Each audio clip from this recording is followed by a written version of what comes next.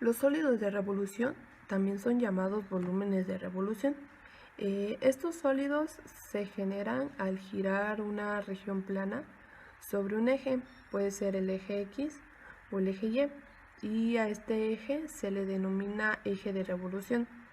Para poder obtener un sólido de revolución necesitamos una función continua positiva, el cual determinamos entre un intervalo de valores de A a B, y pues existen distintos tipos de métodos para poder obtener nuestros volúmenes de revolución.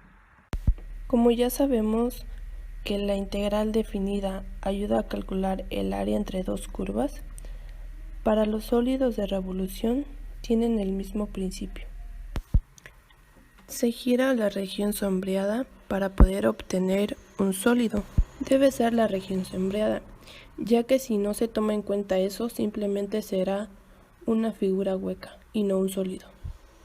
Un cilindro es generado por la rotación de un rectángulo.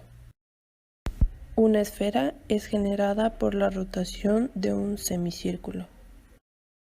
Y un cono es generado por la rotación de un triángulo rectángulo. Considero que los sólidos de revolución tienen una importancia porque gracias a ellos podemos determinar el volumen con más exactitud, y podemos poner un ejemplo en donde podremos usar esto. Podría ser al fabricar o diseñar un envase de refresco, podría ser, y pues ya nos ayuda a obtener su volumen de capacidad máxima.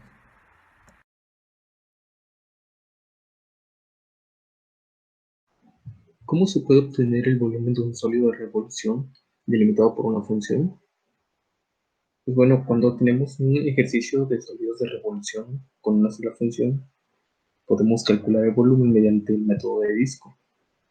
Esto no es más que estas dos fórmulas, las cuales van a depender su uso del eje de rotación del sólido de revolución. Para que esto quede más claro, les mostraré el siguiente ejemplo. En este ejemplo, el sólido de revolución tiene su eje sobre el eje X. Por lo tanto, su fórmula de volumen va a ser respecto a X. En el caso que el sólido de revolución estuviera girando sobre el eje Y, usaríamos la fórmula del volumen con respecto a y la función se dejaría en términos de X.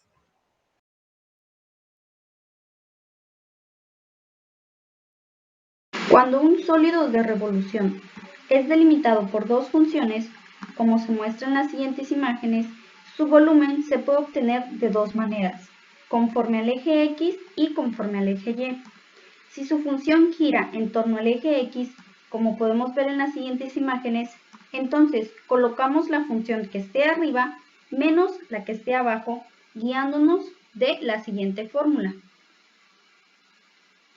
Ahora bien, cuando gira en torno al eje Y, como vemos en las siguientes imágenes, colocamos la función de al lado derecho menos la función del lado izquierdo, guiándonos de la siguiente fórmula.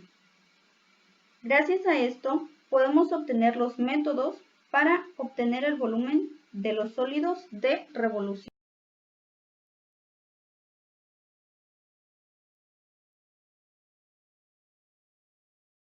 Este método consiste en hacer rotar nuestra función sobre algún eje para obtener un sólido de revolución que pueda modelarse como la sumatoria de discos. Para encontrar el volumen de un sólido de revolución con el método de discos se usa la siguiente fórmula. En caso de que el eje sea horizontal, la fórmula a usar sería la siguiente. Y cuando el eje de revolución es vertical, se hace uso de la fórmula que se muestra a continuación.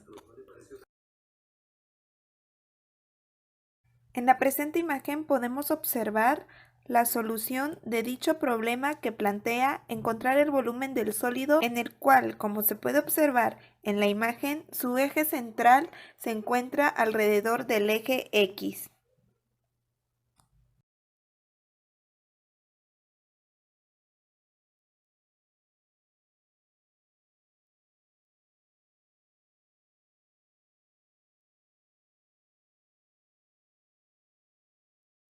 El método del anillo o arandela.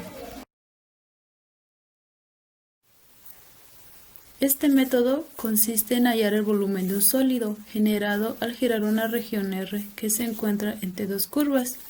Si la región que giramos para formar un sólido que no toca o no cruza el eje de rotación, el sólido generado tendrá un hueco o un anillo. Como se puede observar, aquí tenemos un rectángulo que gira alrededor del eje, donde R minúscula y R mayúscula son los radios inferiores y exteriores, y la W representa lo que es de X, que es la anchura. Este método de anillo está representada por la siguiente fórmula. El volumen es igual a pi multiplicado por la integral que contiene el radio interno, que representa el volumen del hueco elevado al cuadrado, y se le resta la integral que contiene el radio externo elevado al cuadrado por dx.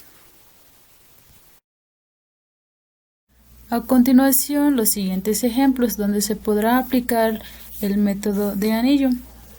Como se podrá observar, habrán sólidos que giran alrededor del eje Y y también habrán sólidos que giran alrededor del eje X.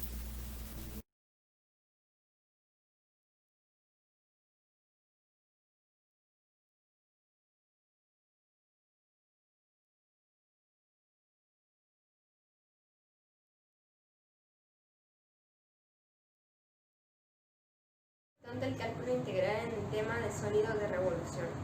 El cálculo integral tiene una gran variedad de aplicaciones en la vida diaria. Una de ellas es la aplicación de sólidos de revolución, donde de una manera sencilla, si conocemos la función f de x y la hacemos girar sobre su eje x o y, obtenemos como resultado un sólido. Es de esta forma como podemos hallar objetos tales como cilindros, arandelas, esferas, entre otras. Este trabajo se abordaron conceptos básicos y los diferentes métodos para poder entender el tema del sólido de revolución. También se tuvo que llevar a la práctica para comprender mejor y sobre todo aprender.